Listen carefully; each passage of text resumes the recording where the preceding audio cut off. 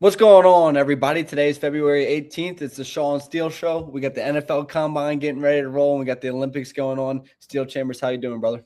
I'm feeling good, man. We finally got a little bit of ball to talk about with the combine. And then, of course, I'm feeling patriotic as ever. Got the red, white, and blue just plastered all over the place.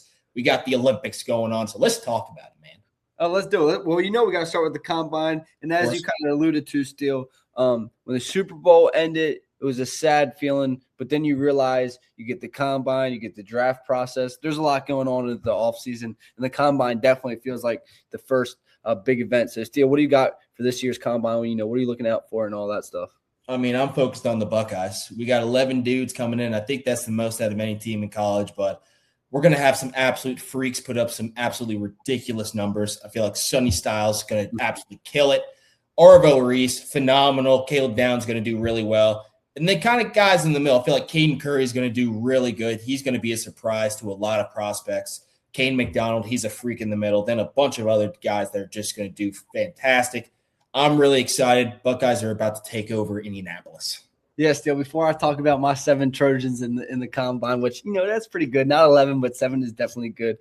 You bring up a good point because when you look at that Ohio State class, there's going to be some guys, if they participate in everything, putting up absolutely freaky numbers like with Styles and Arvell Reese. But then there's some guys I want to circle. And really the one I'm circling the most is Caden Curry, because if you watch him all season long, he was dominant on that field. He produced in the Big Ten championship. He was a wrecking ball, but it still feels like he's being undervalued. Mm-hmm. And, we'll get into the scouts in a minute, but, this is a big opportunity for him to really cement himself as a legit edge guy. Steele, am I hitting the nail on the head, or what do you think? Absolutely. I mean, he crushed it for most of the year. Now, I'm very curious how much weight they're going to put on, like his measurables as far as the 40-yard dash and then vertical jump and everything like that. We'll talk a little later about how important we think that is to scouting. But I feel like he has a chance to really up his stock if he's able to kill it in all of those, since they're regarded as highly important nowadays. Yeah. But, I mean, I feel like the tape doesn't lie. He just has an unlimited motor. He's a dude that you want in your locker room. So I see no reason why teams wouldn't want to pick him up. Yeah, and then another couple guys I'm circling is, and I'm going to bring in my Trojans here, defensive backs, safeties, Caleb Downs, first player. Obviously, when it comes to football IQ, being a safety, being in the right positions, technique and fundamentals, I think he's very, very solid. I think he's as good as it gets. But I would like to see kind of what his testing numbers look like, how fast he is, change the direction.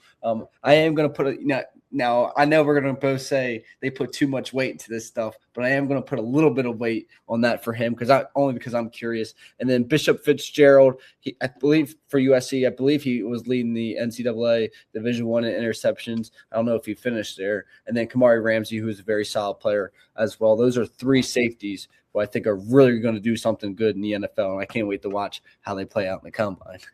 Yeah, I think there needs to be like some kind of divider between them, though. Of course, Caleb Downs and then the other 2. But yes. I mean, it's not that big of a divider, though. It's a big divider. It's really not. Caleb Downs and then Ramsey and who? Okay, all right, we're going to remember this because Bishop Fitzgerald, he was a playmaker at NC State, produced crazy at NC State, came to SC, and as I said, he had like 5 interceptions in the first 3 games.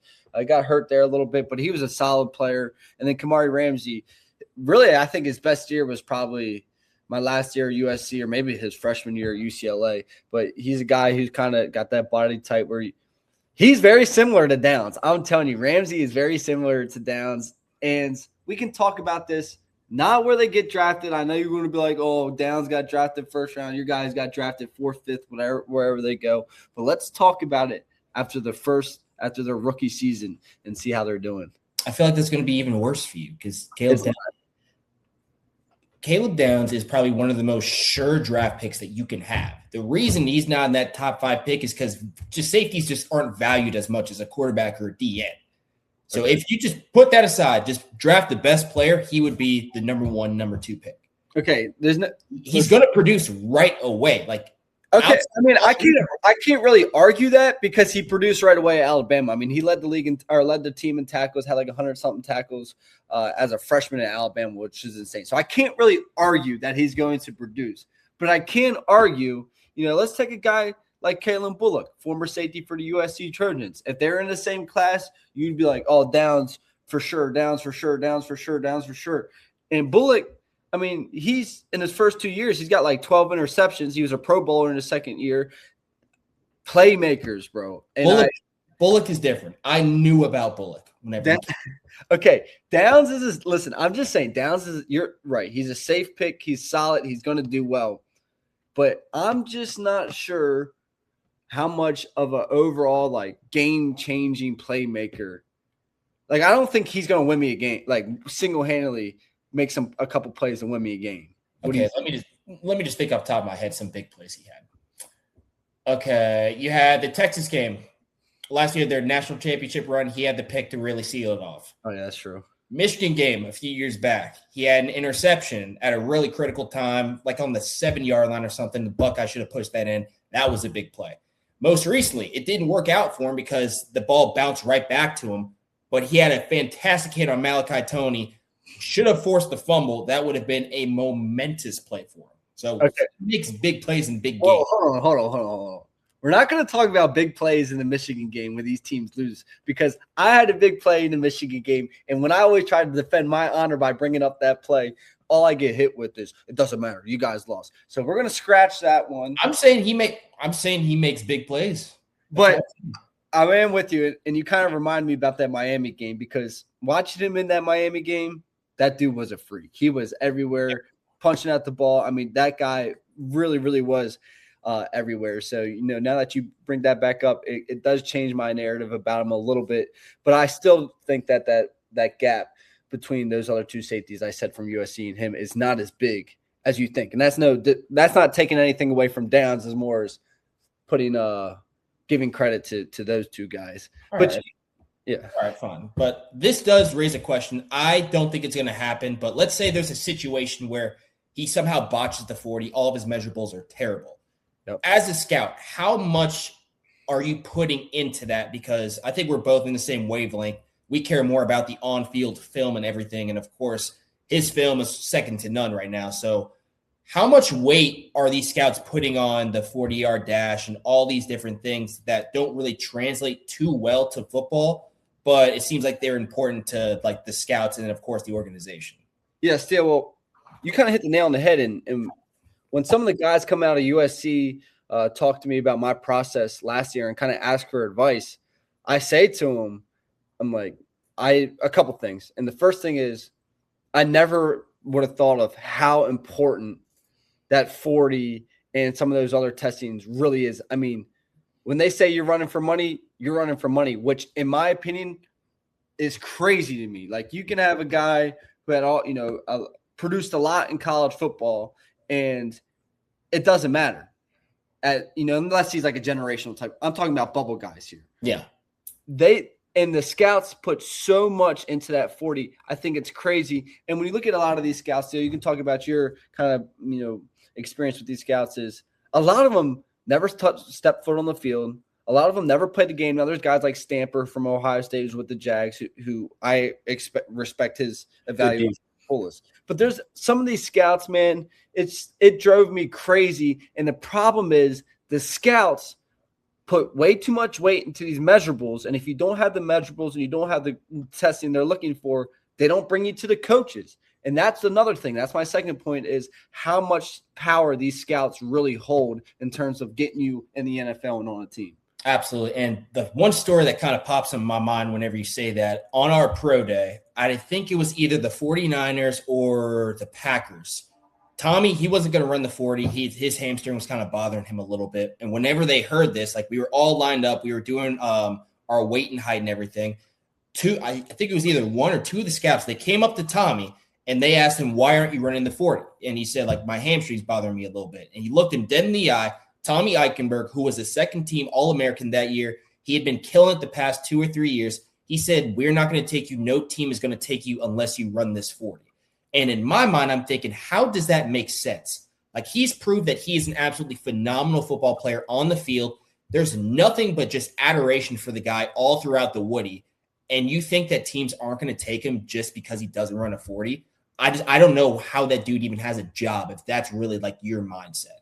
No, and it's insane. And Steele, and on top of that, how many guys, and we were talking about the Bengals guy before we got on here, so I'll let you bring it up. But how many guys do we see who don't really produce in college, but they go to these pro days, they go to the combine, they put up these freaky numbers, and all of a sudden they're getting picked first, second, third round.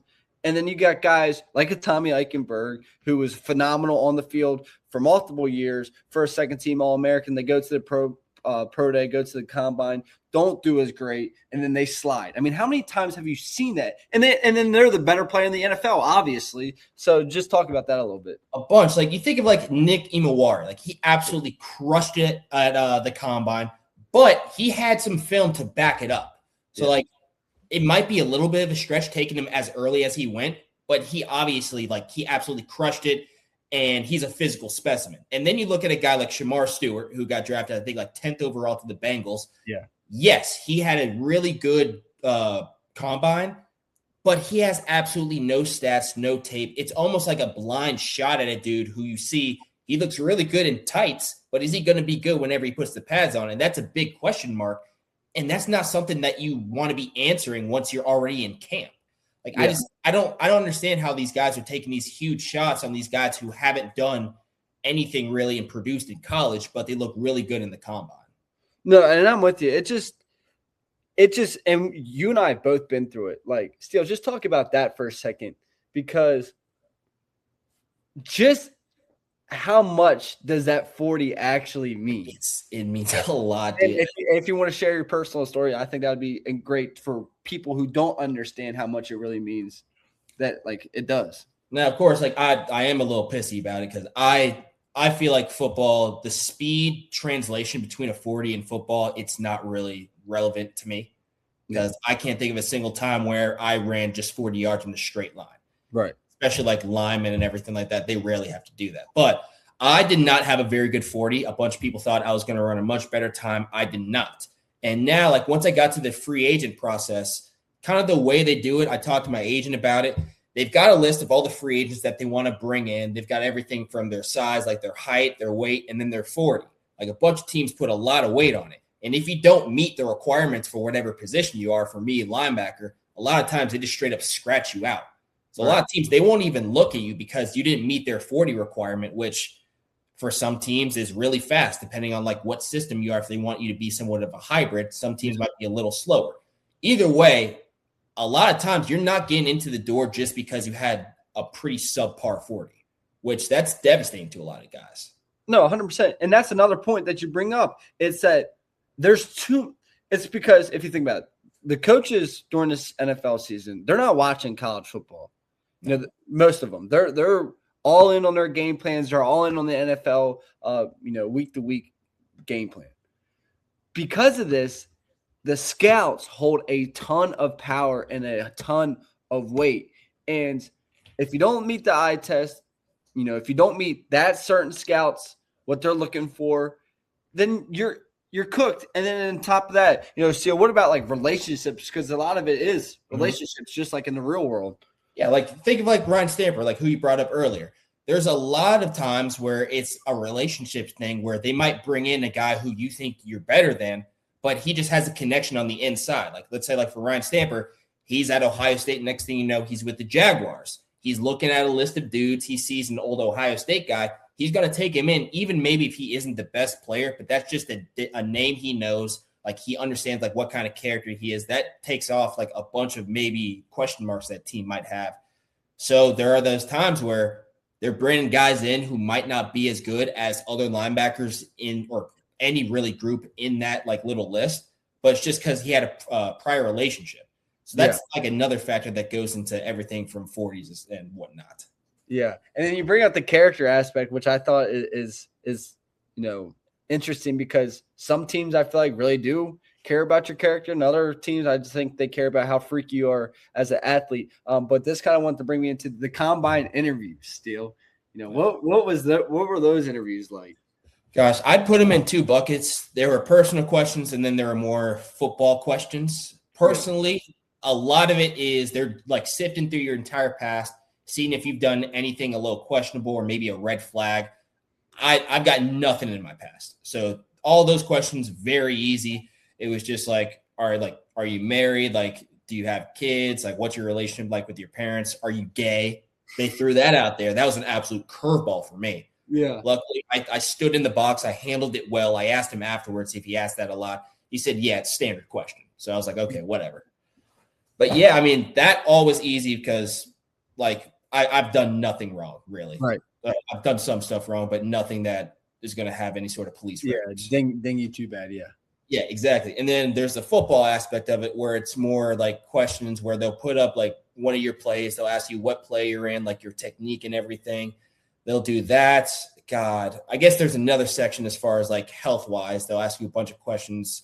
Have you gotten injured? Like, how bad was the injury? Did you miss any time? Do you think it's still aggravating you to this day?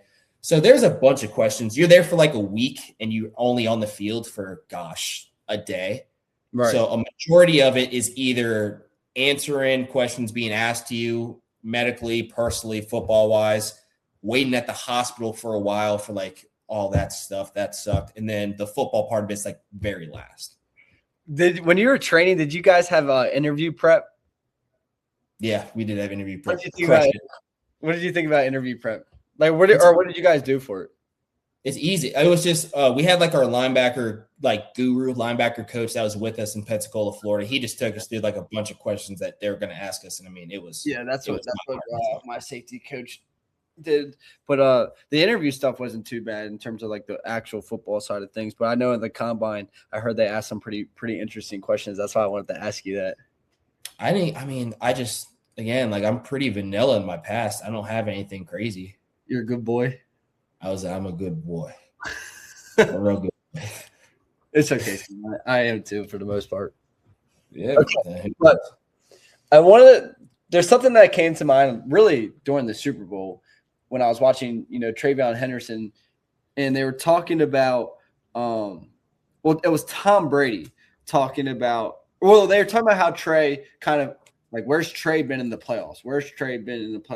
And then I remembered something that Tom Brady said, a couple months ago when he was like, people don't understand how tough it really is to be a rookie because you go from playing your college football season. If you make it into the playoffs, you're playing until January. As soon as your playoffs are done, you ship off to wherever you're training. Then you have the bowl games, the All-Star Bowl games. Then you have the combine, pro day. You're in the rookie mini camp. Like it is. And then you get into your 18, 17 game season with the NFL playoffs. I mean, that is a full year of football, which is super taxing. So what do you kind of think of that? And what was your experience like going from talking about the time you stepped off the field from your last college football game until the time you went through preseason, the end of preseason with the Patriots? So just like that full schedule? Full schedule, yeah. My goodness. Okay. So our last game was a Cotton Bowl, which I think was like January 1st that year. Game, by the way.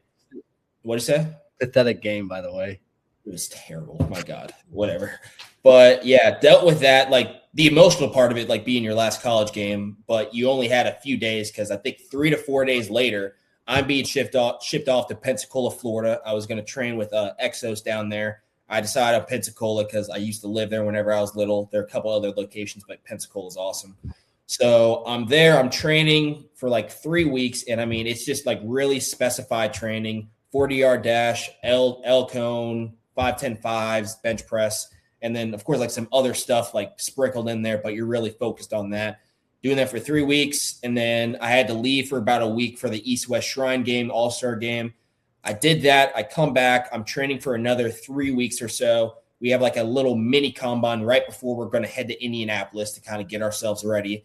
Then we go to Indy, do the whole combine. That's about a week where like the first 6 days or so, you're just doing all the mental prep. You're seeing if you're healthier and everything, doing all the questions. And the last day, that's whenever you do like the physical on-field testing that you see on TV.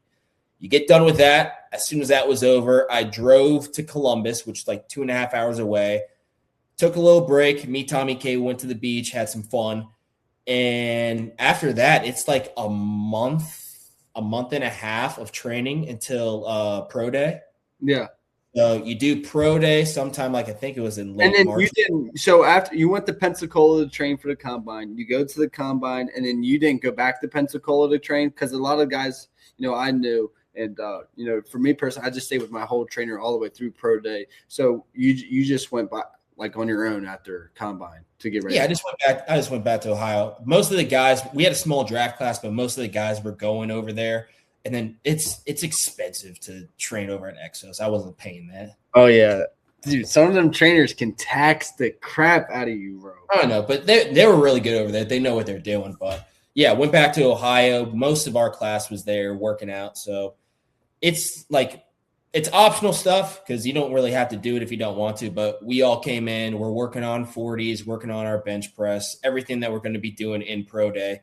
Get to pro day, you do all that stuff, you get it over with. And then from there, I stayed in Columbus for another week or so, just train a little more. And then I decided to come back home. I was here for the draft, got picked up by the Lions. And then from there, goodness gracious, you wait here for like another week or so. And then once May kicks off, you're right into camp. You're doing rookie mini camp. You're doing the actual team mini camp. You're doing all this extra rookie activities, whether that's like physical on the field or like in the classroom or whatnot. You get a little bit of time, like around that 4th of July area. And then right at the end of July, you're right back into camp. It's full fall camp. And then the football season like starts. And then you're rolling. The rookie calendar sucks. Yeah. And if you go to the Super Bowl, that's all the way through February. I mean, that is a full year. So when you see a guy like Travion Henderson, I mean, just think of the mental toll that takes, not only the physical toll as a running back. So it's just really, really crazy. Steele Chambers, anything else with this year's combine? That's it. I think the Buckeyes are going to crush it. I'm so excited. Yeah, I think. Listen, you got 11 Buckeyes. I'm really excited to watch them. They're going to. Sonny Styles and his brother went out too, Lorenzo, right? Lorenzo, yeah. Yeah. Did he go to the combine or no? He get invited to the combine? I think he's a part of it, maybe. Yes, Sonny Styles, Arvell Reese, and then from the USC, my boy Lake McCree, and then the safeties is kind of who I'll be watching for, and some other guys. One last thing. I think I sent you a picture back whenever it happened. So the combine process, like the official weigh-ins and the heights, I think I sent you the picture, and this isn't racist. But at the time, like we were going in numerical order, and there was a group of probably 4 or 5 black dudes. And like they strip you down to your undies because you got to like weigh in, have like no extra weight. And then they bring you onto a stage where they have you like, you do like a full 360. It's hundreds of people looking at you, taking pictures and everything. And it looks like Mississippi in the 1800s, basically. It looks like looks like they are trying to sell you, which they are. Yeah. Oh yeah. Well, it's wild. Even pro day now, the stage is crazy. But even pro day, they did the same thing, where they have all the scouts sitting on a chair against this wall. So you get the wall, and then you guys are in a single file line. You go up and stand in front of all the scouts, in your underwear, turn around, they take pictures of you and stuff. They film you. I mean, it is a weird, it's definitely, that's when you're like, okay, this is a fucked up business for sure. It's why, like, do you feel like you're up for auction? No, it is definitely insane. So there is that 100%. Yeah. Combine though, excited for it. Now, I know you're a Patriot. I know I'm a Patriot. Have you watched any of these Winter Olympics? Oh, I've been tuned into the Winter Olympics. The hockey quarterfinals are getting rolling. I've been watching it. What's been your favorite? Probably figure skating. Have you watched any? Dude, did you see that guy? Like, he was like going to be generational Ilya or whatever his name is. He was like a generational. Yeah, and he fell. Yeah, he looked like Jimmy McElroy. I don't know who Jimmy McElroy is. Chaz Michaels, Jimmy McElroy, the Iron Lotus. I have no idea. Watch Blades of Glory, dude. Come on. Is Blades of Glory? Blades of Glory. Watch it. I watched that movie Troy a couple weeks ago. Remember, you were always on me about having seen Troy for the first time. Remember, you're always giving me crap for not seeing that. Well, yeah, I'm glad you watched the movie. But back to the Olympics. What is one competition that you think that you could compete in and actually possibly medal? Okay. Competing in possibly medal. And I want you to be real. I have a couple in my mind for me. God. Well, I can't. Can you ski or snowboard? I can ski. I mean, God, I haven't skied since I was like 10, but I was told I crushed it. I can't ski. I would say, hold on. You would be like the skeleton. Have you seen the skeleton race? That was going to be mine. There's not a lot, like, there's some skill as far as like takeoff, but I mean, it's just kind of, are you going to stick to it? Are you going to bail out and like Have you seen the slow motion videos of the skeleton? I've seen pictures of the course, which is scary.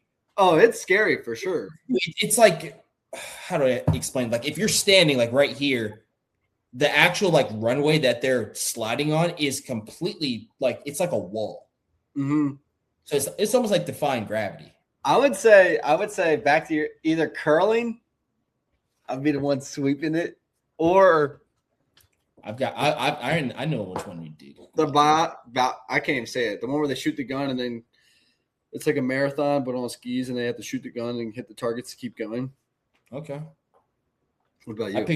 I pictured you more of a two-man luge kind of guy. See, the Winter Olympics that's tough, man. I think that I used to be a big I've been enjoying watching them, but I think they used to be my favorite. But I think as I get older, I like the Summer Olympics more. You don't know what the two-man luge is, do you? No. Look it up. I'll look it up for you. I think you'd be perfect. The luge is like isn't that like the bobsledding? I'll show you. I think you'd be perfect for the two-man luge. I'll look this up. Oh my goodness gracious! Of course you would say that. That would be you and Cade 100%. Oh, dude, come on! You're aerodynamic. You'd be on top. You would just slide through the air. It'd be perfect. That would be you and Cade, all that weight, force, and all that stuff sliding down there. What do you think Tommy would do in the Winter Olympics? Dude, I don't even know. Tommy's probably a really good skier, snowboarder. Yeah, I could see. I could see him snowboarding. Yeah, the winter is tough, dude. What's your favorite to watch though? You said it's probably after this year. I don't know if you saw him, but Japan. I watched Japan's figure skating. It was one of the most glorious things I've ever seen in my life. I like watching the races, the speed skating. That's fun to watch. Speed skating. Men's half pipe's definitely my favorite. I would say men's half pipe. I didn't get to watch it this year. I was on a cruise for that part.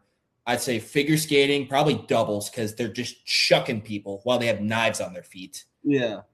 And then probably I'm a big fan of the like fast skating, whatever you call it, for the 500, where I think it's like 8 laps. 500 meters or whatever. The speed skating. They get after it. How would you do in the Olympic Village, bro? Dude, the story. First of all, my dad has been in the Olympic Village, and all the stories he told me, apparently everything they say is 100% true and then some. Oh, goodness gracious. So did you see they were like 20,000 condoms or something like the first 3 days? Yeah, man. I mean, it's just everyone at their peak form and condition, all just like hanging out in a big like fun zone for adults. Why not have some fun? No, I can't imagine that. But it's been fun to watch. I'm really turned up for these Olympics. I just watched, or for the hockey Olympics. The quarterfinals are taking place today. This morning, Canada almost lost to Czechia. They won 4-3 in overtime, which would have been like one of the biggest upsets ever. And they had a score late to tie it. And in the U.S., I think I think they're getting rolling right now. Olympic. I have not. I think you text me about it. I should be more involved in the hockey. I'm telling you, the hockey's fun. I know, just all the weird stuff. Like I watched probably an hour and a half of the ski jump a couple days ago. The one where they're like flying. Yes. Have you heard about penis skate? Yes, I have. Where they're like injecting their penis with something. Yeah, apparently. Yeah. So apparently, like if it's bigger, then they get a bigger suit because I think they measure it like dick to floor. Yeah. D2F. Yeah. And apparently, like with the science or whatever, if you have a bigger suit, then you glide through the air easier. So if you increase that, you increase your D2F or something. I don't know. You get a bigger suit and you glide faster. So you got people that are injecting themselves so they can get a bigger suit. Yeah, no, that is actually insane. Well, that makes sense because it's kind of like a wingsuit at that point. I guess. I don't really know. I don't know how much it would actually help you, but it's crazy. It's crazy, like when you watch it as the Olympics as a little kid, like it's crazy how some sports you can make a real living off of, and other sports, like one of the guys I was watching, is he runs a maple syrup farm. God damn it! I was about to pull that one out. Yeah, maple syrup farm. I just saw a list of all like the Winter Olympics, like their jobs outside of the season. I saw that one. I was going to bring it up. And then you saw like, did you see the concession stands? Like, it's just a bunch of just jobs. Yeah, they go to the job and then they're grinding this unique sport after. Which makes sense because you got to think like it's 4 years of training. And let's say I can't think of it. Let's just the ski jump. I don't understand how you can fit in 4 full years of training just to jump like that. So they've got to have something else. Oh, yeah. No, most definitely. It's just crazy. And that's another thing, like, imagine training. Now, they're doing like world championships and stuff like that as well, I would imagine. But still, for those athletes, for most of them, that is like the Super Bowl. Imagine training 4 years and coming up like this close. Like that's got to be. And then you got to wait another 4 years. I mean, you don't even know if you're going to be able to compete in 4 years. Like it's just the Olympics is wild, man. And what makes it crazier is you hear the stories of like the 16-year-old phenoms who like crush it in one Olympics. And then next thing you know, just like 2 Olympics later, they're in their mid-20s. Oh, yeah, it's crazy. It's wild how time passes. I'm trying to think of it makes it feel like time goes by really fast because it doesn't feel that long ago in the last Winter Olympics. The Summer Olympics, that was 2 years ago. Yeah, that's insane. Some of that track stuff is gnarly in the Summer Olympics. Dude, it takes some grit. It takes some real cojones just training that one thing for 4 straight years. No, it's football because there's so many different aspects to it. Yeah. But let's say for like Usain Bolt, he just sprints. He is working on this straight line speed for 4 years straight. Yeah, and the thing about USC Steele that I will say is that like you guys have a lot of Olympians. Yeah, the Olympian. Yeah, like for the unique sports, we have a lot of the unique, especially for the summer ones, like the water polo, rowing, like, and we get people from all over the world who are representing these crazy countries for these crazy sports. And dude, they take and as they should, but they take the training so serious. I mean, I would too. I mean, if there was something that I think I could gold in the Summer Olympics, I'd probably do it. Because I mean, to be able to compete for your country, your dad was shot put. Easy E was shot put. Yeah, shot put, big as shit, dude. That's one of the stories he told me about. There was another shot put woman that he was like in the village with. He had never really talked to her, but he had seen her a couple times because it's hard to miss. It's like the Hulk. Yeah. And she came up to him. She shot her shot at him. Yeah. He kind of dejected her or whatever, but I guess she didn't take no for an answer. So she, in his words, you know how big he is. Yeah. Oh, she picked him up and was like getting ready to walk him out the door, and he had all of his other track buddies come in and save him. This is prime Eazy-E. Yeah, prime Eazy-E. Nope. I'm scared. I would be scared to see what that lady looked like. So yeah. I don't have the picture anymore, but I believe he had probably one of the best physiques I've ever seen in the world. Really? And that's no bias just because it's my father. I truly do. And now you guys are just banging wings all the time together. We're always banging wings, man. I might get some wings today. I banged wings with him 2 days ago, man. Oh, God. Eazy-E is the best. All right, brother. Anything else? Oh, gosh. I don't know. I think that's about it. The rerun. It was a successful rerun, other than. Yep, that's. Oh no, that's fine. I was going to talk about we're past college football. I was going to talk about Sac State. Oh, Sac State. Did you see who's the team? Oh, we talked about North Dakota State already. Oh, it was Sac State. Dropping back? No, so it's not the – so they're moving to the MAC. So every single, like, away game, they're going to be flying from Southern California, wherever Sac State is, all the way to, like, the Great Lakes. And they have to pay for all of it. Well, I heard Sac State's got a lot of – hold on, I got to stand up still. I'm catching a cramp. But, yeah, I heard Sac State's got a lot of money. Like, they're really pouring money into that program. They have to because I think it's $18 million over 5 years. And the first year, they have to pay up $6 million. And they have to cover all their flights. They don't get any of the money that, like, the MAC has. And, like, their ticket revenue is not good. So they have to have, like, a singular body, like angel investor, who's pouring a lot of money in, or else this makes literally no sense. Okay. I'm thinking of a player who played at Sac State. Does it one come off to the top of your head? Not a single one, no. All right, you have 5. He played at Sac. Let me just make sure. Hold on. We'll finish with a game here. Oh, goodness gracious. All right. Okay, are you ready? Yeah. 10. All right, 7. I'll give you 10. 10. All right, we'll do 5 questions at first, and if I feel like you need more to try and pick who this player is.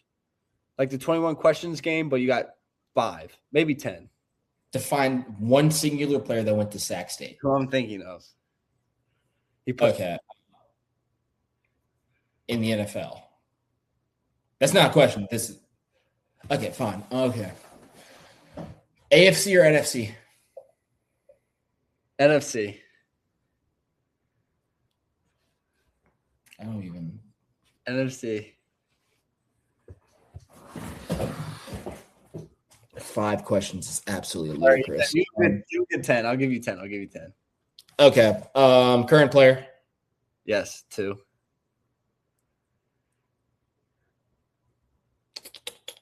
NFC East? Yes. Yes? Yes. Okay. I'm not looking them up. I'm just getting an idea.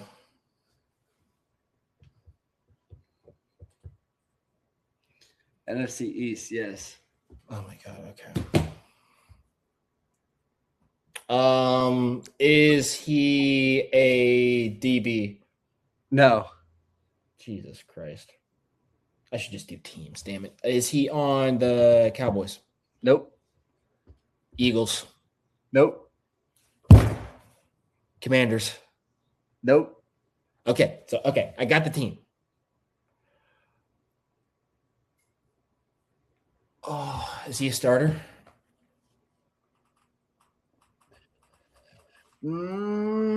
Yes. What question am I on? You're on 8. You got 2 more, but we'll give you the 15. Whatever. Okay, offense or defense? That's yes, no, Steele. Is he on offense? Yes. All right, you're at 9. Okay, Wandale Robinson, Malik Neighbors, Jackson.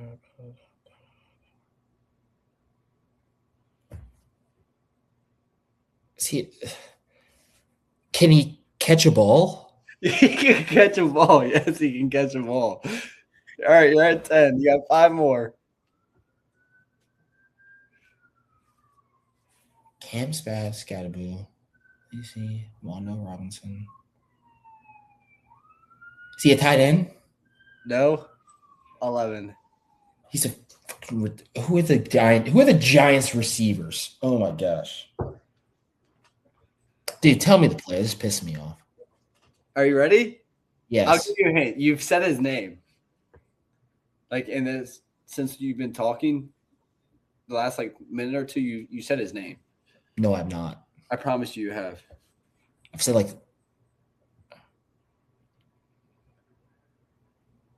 this guy is a Sac State legend. It's Scatterboo. It's Scatterboo. No, that doesn't count, dude. How does that not count? No, he's ASU. He is a Sac State legend. Oh my God, dude. Whatever. He is a legend. All right, you lost. Bye. Bye. This is so dumb.